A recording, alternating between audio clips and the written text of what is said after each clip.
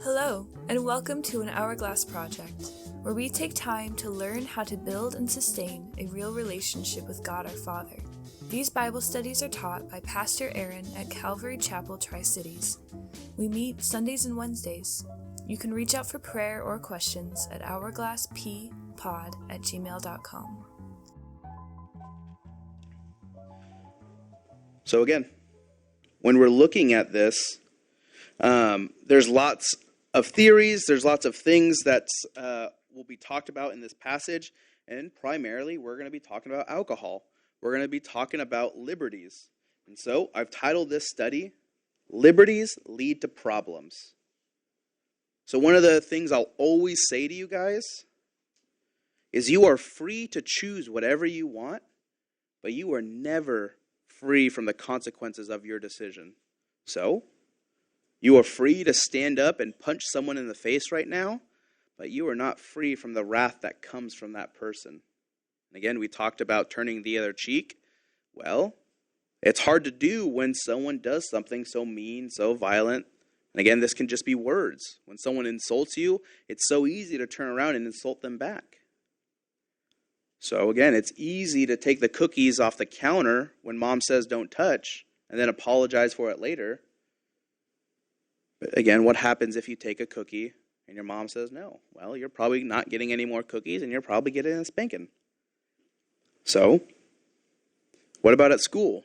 When you have the freedom to do whatever you wish. And again, for you sixth graders, for you junior highers, you get more freedoms, you get more liberties. You have this whole world that is no longer just a peanut butter and jelly, but it's truly a great cafe.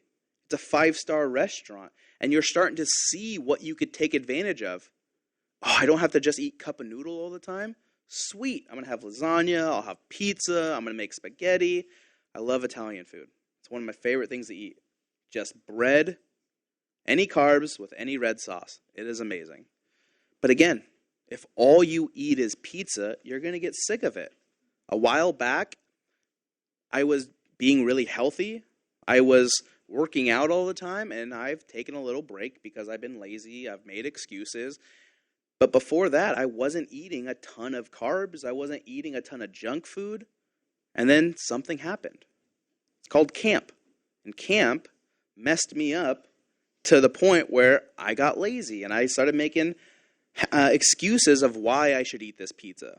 There was a point in my life where I just didn't have pizza because it's not that good for you. It's just going to make you fat and it's like super greasy. So for 1 week, I had pizza every single day and I was so tired of it. But the first day I had it, it was like manna from heaven. It was the best thing I'd ever eaten because at the time I was only eating like chicken and rice, salads, just nothing with sauces. It was just fine. It was just getting me through the day.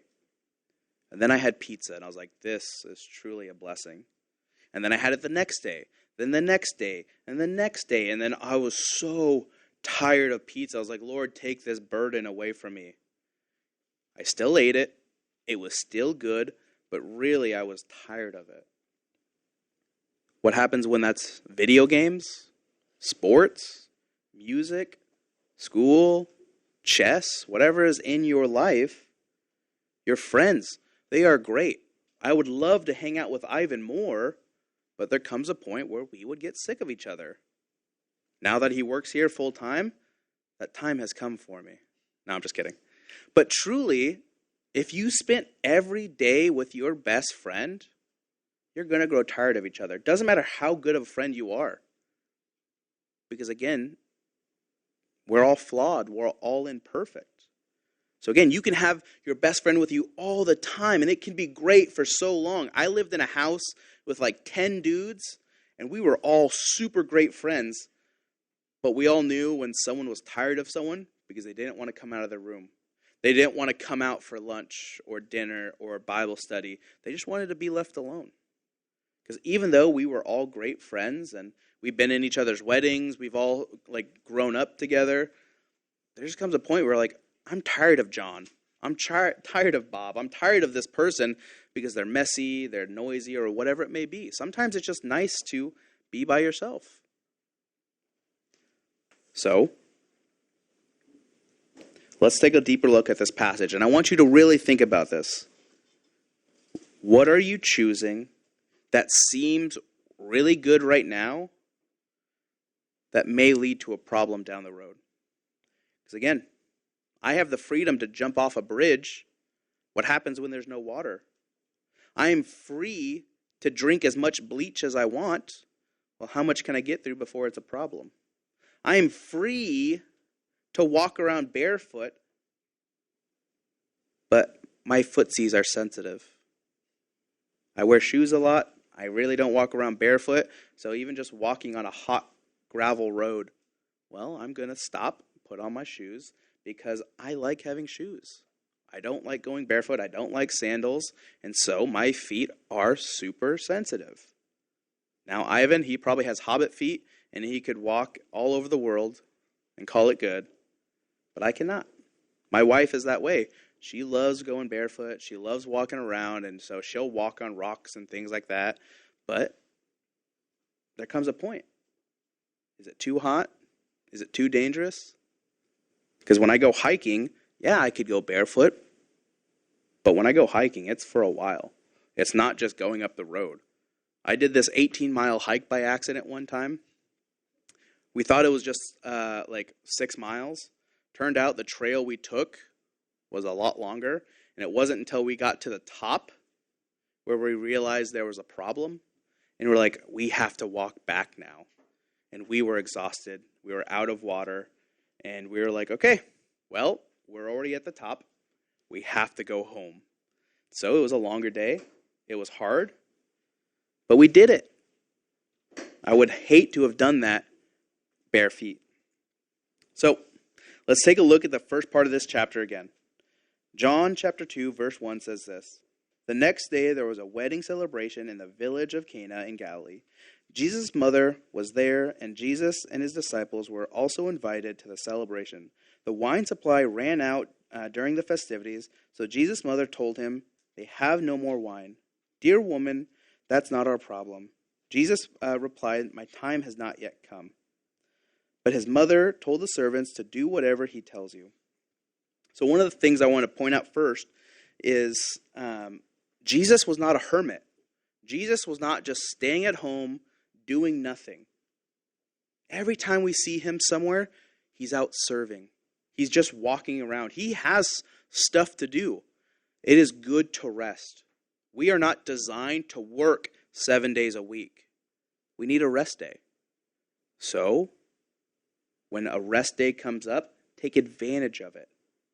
But don't do that the next day, or the next day, or the day after that. There are some people, the second they get a moment's break, they do nothing. Again, school's coming up, and I know a lot of you are going to procrastinate your homework when you could just do it that day and say, sweet, I don't have to worry about it. I can go back to my video games. But you're going to say, I got one more level to do. I have one more thing to accomplish. Oh, I'll just eat dinner first, and then I'll get to homework. Well, after dinner, you got to have dessert. Well, after dinner, you want to talk to your parents or your friends. Oh, after dinner and talking to your parents and after dessert and after talking to your family or whatever, you got to play with your dog. You got to burn off that energy. And after you play with your dog, you're tired, and so you just want to sit and watch a movie or a TV show and go, after this, I will start my homework. And do you see how it keeps progressing? Because what happens after you watch that movie? What happens after you watch that show? Well, again, if this is dinner time, you've already had dessert, you've already talked to your family or your friends or whatever you're doing, and you've already played with your dog, and you've already watched a show. What time do you think it really is? Oh, I got to go to bed. I got to get ready for school. So, make time for what's important. Make time for the things you care about, and even the things you don't care about. Because again, the quicker you get done with the important things, the sooner you can get to the fun things. Again, being organized is super tough. I am not that organized. I have stuff everywhere. But when it comes to school, I have to be an adult. I have to know what I'm doing. I have to be prepared and ready because I can't just show up in class and say, what do you guys want to learn? Because guess what happens?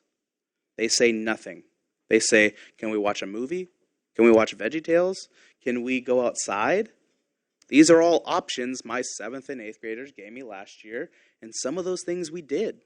Because sometimes I do want you to go outside. I do want you to relax and rest. But guess what we're not doing the first week of school? We are not just going to go outside and play because you take advantage of it. Same with Sundays. I would love to go outside and do things, but the Bible comes first. This is the priority, because if you're always playing games, if you're always enjoying yourself, if you're always doing what you wanted, what does that make you? It makes you selfish. So, look at what Jesus is. He's not a hermit. He's not a recluse. He's going to where the people are. And we talked about this last week. The way he called his disciples, what did he do? He just showed up places. And they said, I want to go where that guy's going. Hey, did you hear about so-and-so? He's in town. Let's go. Are you going where the people are? And so, whether it be at church, school, a movie, are you drawing crowds in? Are you like a magnet? Again, some of you don't want anyone around you, and you have to take a very close look at that because you do need people by your side. You can't just be a recluse. You can't just be a hermit, isolated, because you get goofy, you get weird. Look at John the Baptist. He was out in the wilderness. He was eating honey and locusts. He had a big beard and long hair, and he wore a fuzzy coat. That's the description of John the Baptist, and everyone thought he was the Messiah.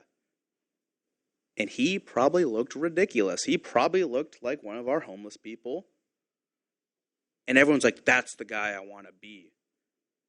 And Jesus showers. Jesus is in the world. He is with people. He is going to where people are, going to weddings, going to the market. He's not stopping himself from doing anything, but he's not doing the same things as the rest of the world. So that's the important distinction. Are you only talking about God here at church, with your friends, with your family? Or are you talking about God every chance you get? I told this story a while back, but we were coming home, and my neighbor got home at the same time, and so we're getting out of our car. He starts walking up to his house or his apartment, and we're right next to each other, so we both have to go up the same set of stairs, and we're packing our girls up and getting them out, and my daughter Sam loves carrying her Bible, and she goes, look, I have my Bible, to my neighbor. And he goes, yes, you do. That's a nice Bible. And she goes, it talks about Jesus. And he goes, yes, it does. And I have a pretty good feeling my neighbor's a believer. I've talked to him, but I've never gotten into the politics I've never gotten a chance to really talk to him about who I am or what he does. I know tidbits, I know a little bit, but I've never just been like, hey, do you go to church? Hey, this is who I am. I'm a pastor. Well, part of that is because I'm not that blunt. I'm kind of nervous. I have to live next to this guy, and so if he doesn't like Christians, that puts a target on my back, and I have to worry about my family. There are some things that are best left unknown, but that shouldn't stop me from sharing God. Because my daughter goes up to this guy and tells her immediately what the Bible's about. And this guy is receptive. He knows the word, apparently. He understands what the Bible is, and he just laughs. And I tell the guy, my daughter's better sharing about God than I am. And he just laughed. So, do you ever talk about God? Do you ever talk about God to your family, to your friends? Or is it only when they ask you about it? The things you care about, you share. So you got to be out where everyone else is, even if you don't like it, even if you'd rather be at home. There are times where you need to get out, get off your butt. Because if you want to climb a mountain, you're not going to do it sitting on the couch eating Cheetos. You got to go to where that mountain is. And then you got to put one foot in front of the other. So, Jesus was invited. His disciples tag along. We see that they run out of wine. And I didn't look this up, but why are they out of wine? Well, they either had an accident, they dropped some, but from what I understand, and again, I don't know this for sure, but a typical Jewish wedding, especially at this time, was up to a week, 7 days. They are feeding people, drinking, and they're doing all these things for about a week. Even if it's just for a full day, they ran out. If you know anything about their culture, and we're going to talk more about this, because they're not drinking the same kind of wine we are. This is one of the first things non-Christians point out is, well, in the Bible they drink wine, so I can drink wine too. The wine they are drinking is not the same alcohol content. We add sugars, we add yeast, we make it stronger so that way it's more effective, more potent at dumbing you down, wasting your life. And so, as we get into this passage, we're going to talk about why they even add wine. Why is this a thing that we need to do? And so, before we get into that, we're going to see what happened. Jesus' mom is there, and she goes, hey, you can fix this. Do something about it. And he calls his mom out kind of bluntly, but in a respectful way. He speaks to his mom not just as a son, but as God. And look at her reaction. It says, dear woman, again, if you ever say that to your mom, be prepared to get slapped. Just saying. If I were to say that to my wife, dear woman, it's not my problem. And that's what he says. Dear woman, that's not my problem. My time has not yet come. But she understands that he can do something about it. And again, when we're looking at this, it's a time of celebration, a time to relax, to rest, to have fun. But it's not a time for them to just drink and party and be sinful. They're celebrating a marriage. They're celebrating what God calls us to be one. And so, when it comes to a wedding, do you show up and not eat? Do you show up and not have fun? Do you show up at strangers' weddings and say, this is nice? No, he knows them. He understands that there's some sort of problem and they ran out. And so his mom goes to him. And after he says this to her, his mom says this in verse 5. But his mother told the servants, do whatever he tells you. She's not there while going, well, you need to do this. This is what I said. I'm the mom. One of the key things that is being pointed out here is that Jesus has authority. When you look at Catholics, they put Mary above God. And it's not just Catholics. There's lots of religions that put Mary on a pedestal, saying she was better than God because she gave birth to God. Well, again, Jesus puts this to a stop. Jesus doesn't have to listen to his mom. He does, but not in the way you think. So the thing he's stopping right here is Mary worship, Mary idolization. Because he's not just submitting to her, he's saying, I don't have to. I'm not going to, really, but he does it. And so, he's pointing right here to his death. He's pointing here to what's to come. So he gives a sneak peek. He gives a trailer. He gives a little teaser of what's to come. Because before this point, he hasn't done any radical miracles. Nobody knows he has this. Nobody knows really who he is. And yet John calls him out. And yet people understand that he is the Lord. So they understand that he has power. He has authority. And she doesn't talk back from what the passage says. She goes, okay, whatever you want to do, these servants are at your disposal. So what happens when God tells you something?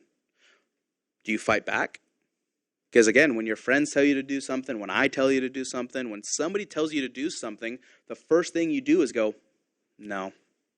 Because nobody wants to be told what to do. Nobody really wants to listen to instructions that are given to somebody else. Well, again, where's your heart in this matter? You have the liberty to listen and to do as somebody tells you to do, but you have to weigh it against the Bible. You have to weigh it against what God's calling you to do. So, again, I have the liberty to go out to bars. I have the liberty to smoke. I have the liberties to do whatever I want. I have the liberty to have as many wives as I can. But guess who would have a problem with that? My wife. She does not want to share me.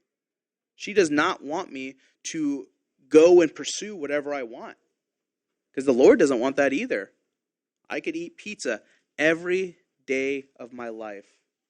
Well, like I said, I did it for a week and it sucked. So if I did that for the rest of my life may only be another month because that pizza's clogged my arteries. But again, even after a week, I was sick of something I love. And I might have pizza today for lunch because I haven't had it for a while. So, are you willing to listen? Are you willing to just step out into faith? Because Mary goes, okay, well, these servants are here. They're here at your disposal. And so,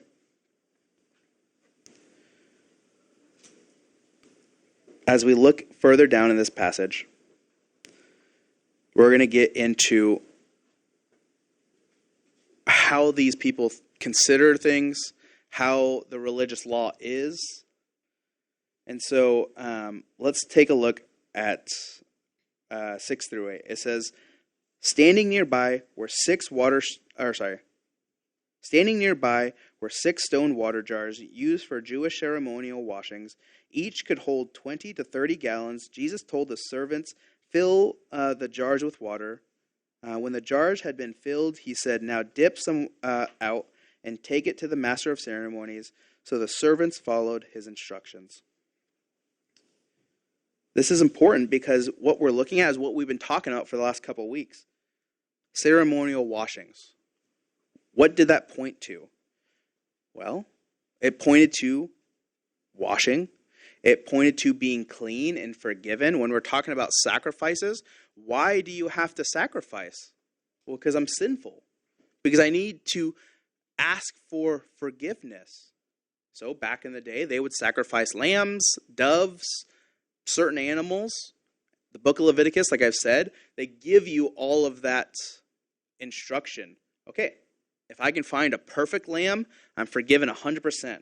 If I have an imperfect lamb, I need a couple more. If I have no lamb, I get to use doves, and I have to have this many. And so they understand the purpose of sacrifice. When it comes from the Old Testament, we're talking about Passover. They're used to tradition. They're used to religious law. They're used to just doing things out of habit. Well, again, when we're seeing this here, I can't just wash my sins away. I can't just sacrifice anymore. Because Jesus already sacrificed it all. Jesus already paid my debt 100%. There's nothing I can do to cleanse me other than go to my Father. Go to God and ask for forgiveness. Doesn't matter how many Bible studies I teach. Doesn't matter how many times I pray or read my Bible. If I do it with an unsincere heart, if I do it out of my own flesh and my own willingness to try to fix my life, it never gets fixed. And so we see this here. 6 jars, stone jars. If any of you have been here for a little bit, you've seen that white cooler I have. That white cooler I have is about 1 jar. It's about 20 to 30 gallons of water. If anyone was here for VBS and tried to help me carry that balloon-filled white cooler, it was impossible. We tried to pick it up. We tried to scoot it. We couldn't move this thing. And I filled like 3 buckets full of water and water balloons, and they were unmovable. So we end up having to dump out water, make it lighter, and we still could only barely scoot it across. Because things that are heavy are heavy. And these things, I have no idea how they moved them. I have no idea how they filled them. I have no idea what this even looked like. I don't know if they had hoses. They probably got more buckets and started filling it. And so, the thing I have is made out of plastic. What they're using is stone, and they're filling it. They're having to dip some out. And the purpose was to use it for washings, to use it to clean. Well, the thing that cleanses me is the sacrifice God paid, the sacrifice that he did for me on the cross. And so, like I said, this is pointing to his death. because before he died, I had to sacrifice. I had to pay for it. And I would have blood on my hands for sacrificing an innocent creature. And what do you do when your hands are dirty? You wash them. So if we go outside and play, if you go outside and touch dirt or an animal, if you just even give someone a high five and their hand was sticky, you go, I need to wash my hand immediately. Why is your hand sticky? And they go, I don't know. You're like, this makes it worse because you don't know. So they dip some out, and it turns into wine. They listened to his instruction, and he did it. He said, why is this my problem? This has nothing to do with me. And he says, I can use this to point to what I'm going to do. I can use this to glorify and edify God. So flip over to Mark chapter 2. So we're going to be speaking on religious law and keeping it. They're talking about fasting here. There are some people who are saying, well, why don't you fast? Why don't you do the things we do? How come your disciples aren't doing the same things we are doing? And they're just being religious. They're just trying to follow rules. Again, when you follow the rules and your brother or sister doesn't, you immediately tattle on them.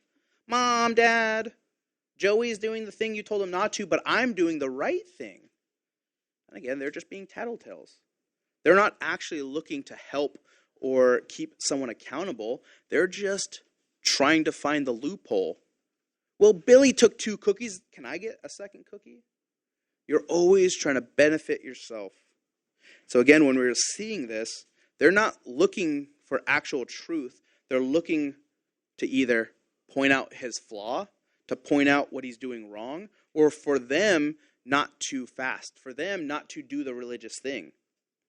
So verse 21 in Mark chapter 2 says this. Besides, who would patch an old clothing with new cloth? Let me restart. Besides, who would patch old clothing with new cloth? For the new patch would shrink and rip away from the old cloth, leaving an even bigger tear than before. And no one puts new wine into old wineskins, for the wine would burst the wineskins, and the wine and the wineskins would both be lost. But new wine calls for a new wineskin. So again, when it comes to wine, if you know nothing about it, you need it to ferment. You need it to build bacteria and basically get gross. And it gets stinky. And it basically makes it good. Does that sound edible? No.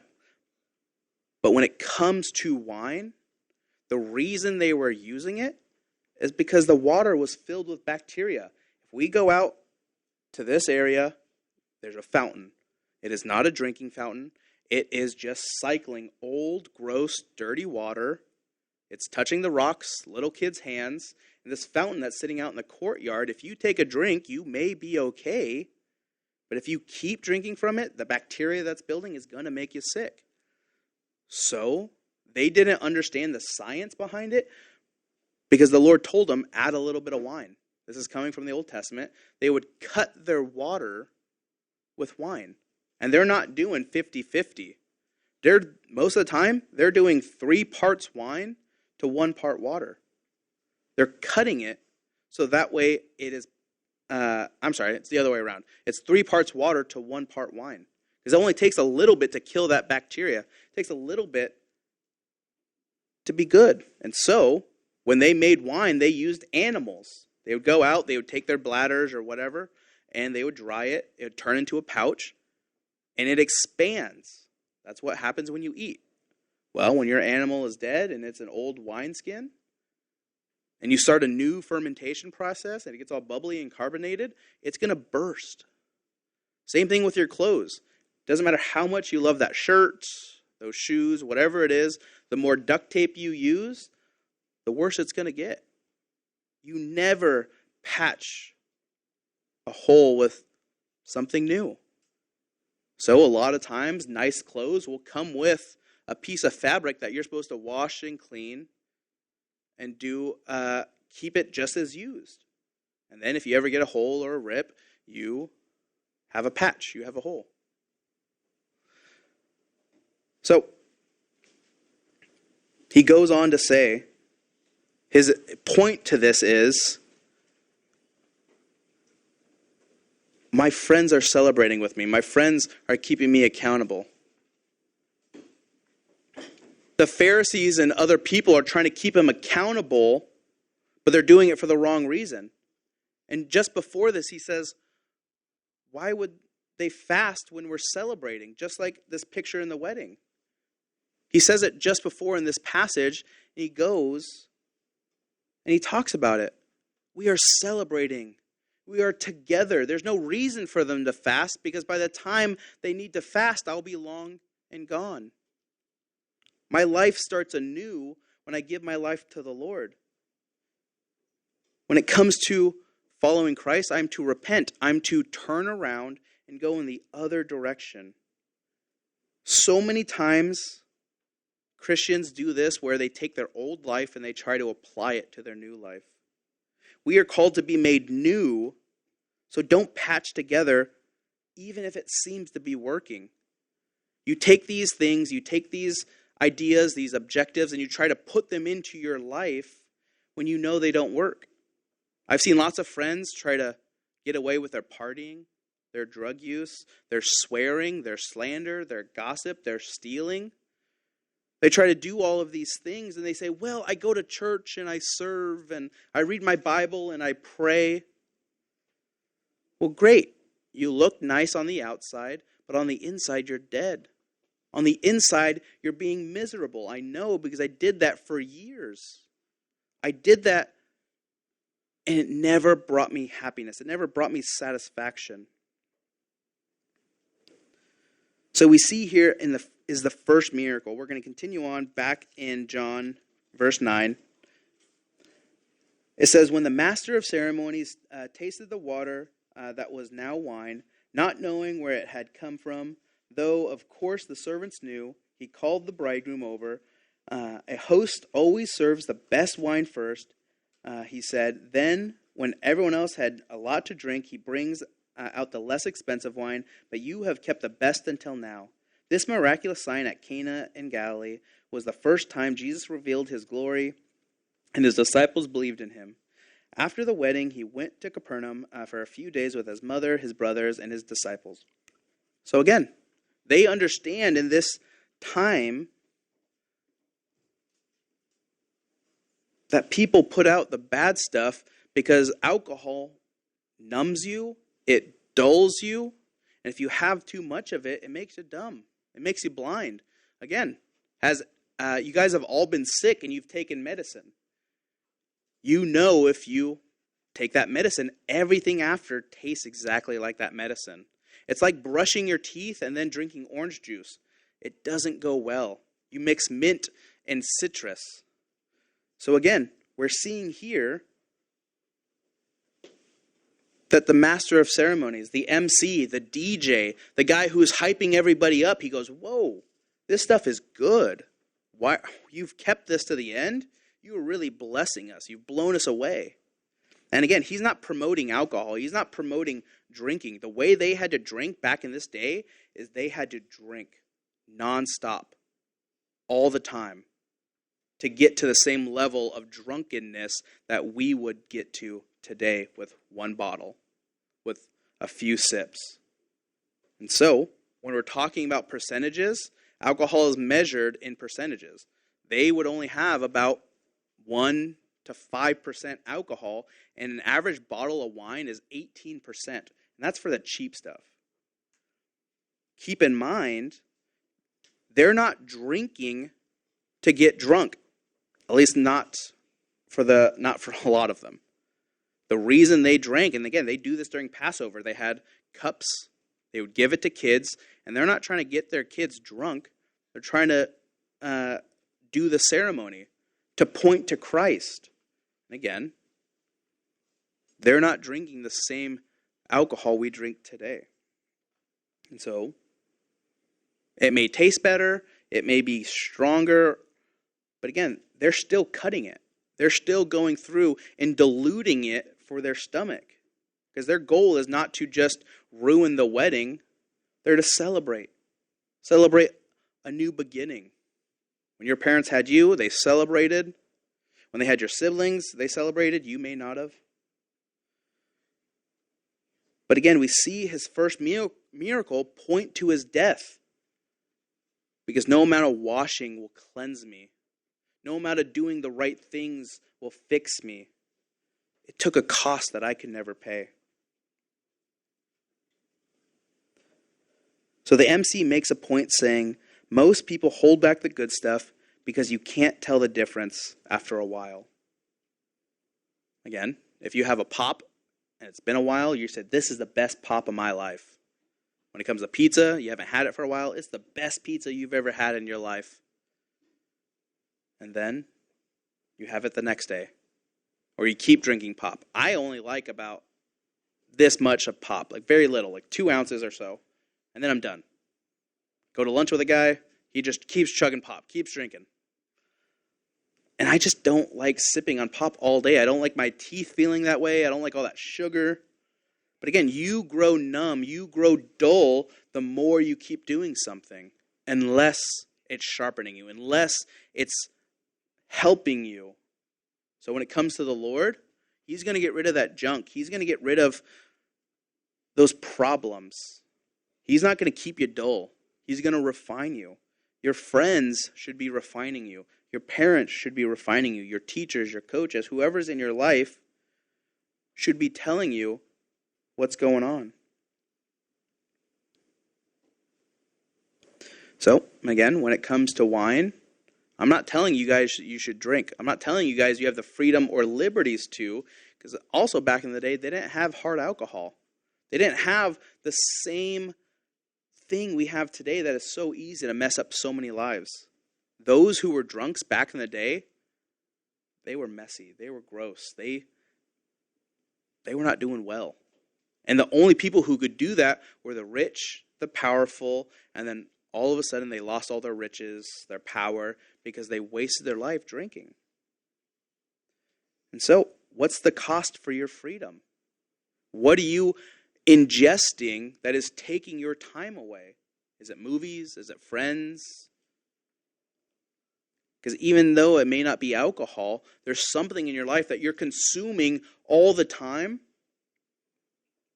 that is just taking away your focus from the Lord, taking away your love for the Lord, taking away your time. All of you are going to go do something else today.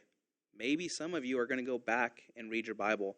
Maybe some of you will go back and come to church tonight, come on Wednesday, whatever it may be. Those who love the Lord are here all the time. I was just talking to Ivan. He is so stoked to be working full time. There's nothing like working at a church. It's hard, it's messy, but in the end, you know what you're fighting for. In the end, you know what you're working for. Like I said before, it can be a job to read my Bible. It can be work. And I have to make sure I'm not reading this because I get paid to. I'm not reading this because I need to plan another lesson, but ultimately I'm trying to listen to the Spirit and let Him lead, let Him guide you, because even though this is good for me, sometimes I won't be listening to God. Sometimes I won't be listening to truth. Sometimes I just want to talk about my own agenda, talk about the things that are coming up. So I have to be very watchful, very worrisome that the things I say have an impact in your life. So again, just because you can do something doesn't mean you should. Flip over to Romans 14, verse 20. So, we're going to see this, and this is going to put it in perspective. Because again, people take the Bible out of context. People use scripture, verses, whatever it is, to justify their sins, and they do it wrong. This is why we go chapter by chapter, verse by verse, and we really dive in and study what the Word is talking about. Yes, Jesus turned water into wine. It is not for the purpose of like partying and keeping the whole drinking and drunkenness going. It was him pointing to what his sacrifice was going to be, pointing to what's to come. So, what does Paul have to say about it? Rome was a mess. They loved to party, they loved to drink, they loved to cause chaos, and it's ultimately what caused their destruction. So, people get saved, people turn to God, and this is what Paul is saying to encourage them. The chapter headliner in my Bible says, the danger of criticism. So watch your words. Watch what's going on in your life. It says in verse 20, Don't tear apart the work of God over what you eat. Remember, all foods are acceptable, but it is wrong to eat something if it makes another person stumble. It is better not to eat or drink wine or do anything else if you might cause another believer to stumble. You may believe there's nothing wrong with what you are doing, but keep it between yourself and God. Blessed are those who don't feel guilty for doing something they have decided is right. But if you have doubts about whether it's right or not, to eat something, you are sinning if you go ahead and do it. For you are not following your convictions. If you do anything you believe is not right, you are sinning. So, like I said, I'm an adult. I have plenty of options in my life. I could be anywhere else right now on a Sunday morning, but I'm teaching you guys, going through Scripture. Friday night could be a different story. I could be out at the bars. I could be out causing problems or whatever. Friday nights are a dangerous time once you get to driving age. Once you guys get to the point where your friends start getting into trouble, starting chaos. And look what this says here. Are you helping new believers follow Christ? Just because you have the freedoms to do something doesn't mean you should. Just because you can stay out till 10 a.m. or 10 p.m. 10 a.m. would be wild. Just because you can stay up all night with your friends, knowing there's church the next day, doesn't mean you should. So, we're talking about this because people are eating foods in the marketplace, and old believers understand that God paid the cost, and there's nothing wrong with eating meat that is sacrificed to idols because it has nothing to do with their life. Well, new believers would see this, and they said, they're eating meat that was sacrificed to false idols. That means they're promoting those false idols. It was a very touchy time in the early church. So again, as a pastor, I'm allowed to drink, I'm allowed to smoke, I'm allowed to curse, I'm allowed to see whatever raunchy movie I want. Guess how much of that I do? Bagel. None. I don't want to smoke. I don't want to drink. I don't want to party. I don't want to watch raunchy, filthy, dirty movies. Because guess what happens when you come to me and say, hey, did you watch Deadpool? Hey, did you see this movie? Hey, did you go to this concert? Hey, do you smoke? Do you drink? I grew up in a family that loved to do all of that stuff, loved to party. They were obsessed with it. My sisters still have consequences from the choices they made that hinder their life today because they like to party, they like to drink, they like to do other stuff. And I saw all that and none of it was appealing. Guess who I didn't hang out with when I was in school? The partiers, the drinkers, the people who cause problems. Because that stuff was already in my life and I didn't like it. So, as a believer, as someone who came to Christ, I am made new because of Christ. I wasn't going out to the bars. I wasn't going out doing all these things. And when I was your guys' age, I would ask my leaders, do you smoke? Do you drink? Because if they said yes, I knew they were hypocrites. I knew they were liars. I knew they had nothing to do with me getting closer to the Lord. Because I saw what smokers and drinkers and partiers were like. They were liars, they were hypocrites, and they would do anything for themselves. And I was blessed enough to have leaders in my life that had nothing to do with it. As you grow older, you'll hopefully see Matt Kessie, and he has lots of stories like this, where as a pastor, when kids would ask him if he smokes, he would have to be honest. you guys would come to me. Do I smoke? Do I drink? And I have to be honest. Just because I can do something doesn't mean it's good for me. And same here. These people are stumbling because other believers don't have the same convictions. So, be watchful for what you're doing. Just because you're saved, just because you're a strong believer, doesn't mean the person next to you is. If I were to hang out with friends that were swearing, drinking, and partying, they would not have stayed my friends. And I've left a lot of people because I did not want to be a part of their life. I did not want to be part of that scene. So if you have doubts, if you question something, you need to stop because that's your answer. Should I watch this movie? Well, if you have to ask that question, it's probably a no. What is your conviction? So, all that to be said, we go to 1 Timothy 5:23. This is another part of an apostle, another part of Paul speaking to someone saying, you need to do things differently because your church is all over the place. So, Timothy is a pastor over in Ephesus. And this is what he says to encourage Timothy. It says in 1 Timothy 5:22 through 23, it says, never be in a hurry about appointing a church leader. Do not share in the sins of others. Keep yourself pure. Do not drink only water. You ought to drink a little wine for the sake of your stomach because you are sick so often. And you say, well, if I'm not supposed to drink, why does he tell Timothy to drink? This is what he says in Ephesians 5:18. Don't be drunk with wine because that will ruin your life. Instead, be filled with the Holy Spirit. Why does he tell them not to be drunk with wine? Because they're getting drunk with wine. They are partiers. They are rowdy. And Timothy is the pastor. Again, if you guys struggle with something, if there's something I know that will hinder your walk, if it's jokes, if it's drinking, swearing, slander, lying, stealing, whatever it is. The problem in this church was drinking. And so what did Timothy do? He never drank. Like we talked about in Romans. If it stumbles a brother, Timothy got rid of it. He said, I won't drink.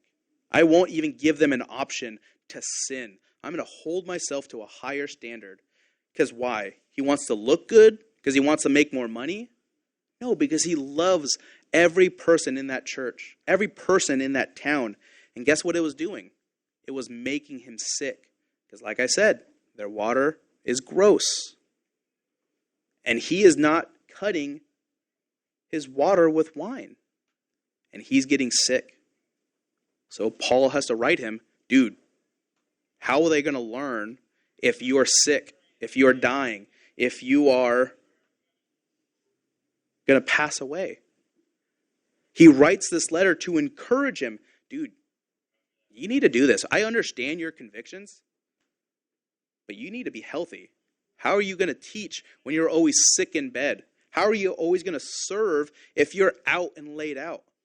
So just because you can work 7 days a week, just because you can be in this campus 7 days a week, doesn't mean you should. I am guilty of this. I love being here. I love being on campus. I love being where people are. Guess what my wife doesn't like? Where the people are. She's a little bit more a homebody. She likes staying home and being just with us. And I'm always like, who's hanging out? Who's doing something? Where can I be?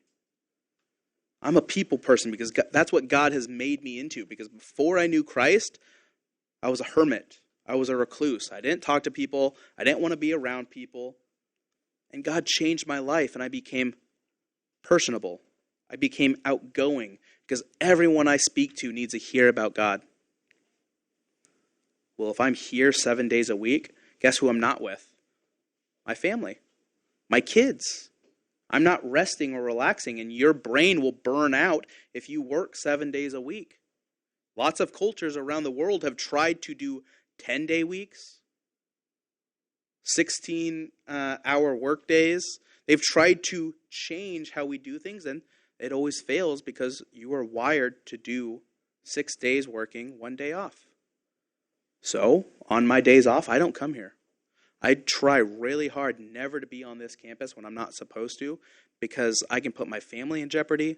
I can put my relationship with the Lord in jeopardy, and it's all for doing good things. I love being at church. I love being around my friends. I love getting into the Word. But if I just do it for the wrong reasons, then it's messed up.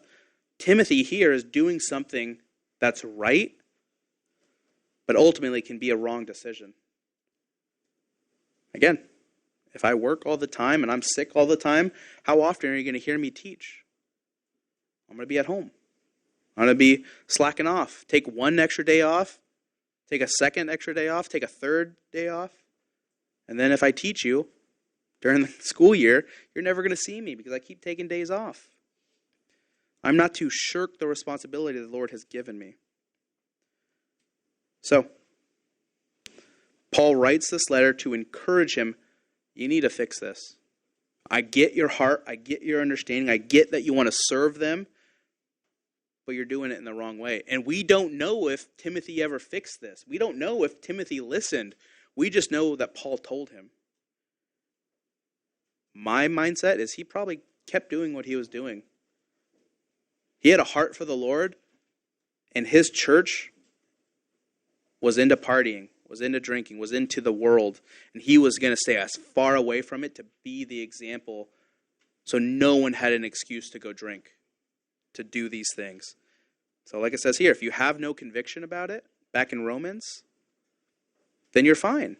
But if you start to question it, if you start to feel guilty, then you're in sin. So, where's your heart? Thanks for listening to an Hourglass Project. Good news and God bless.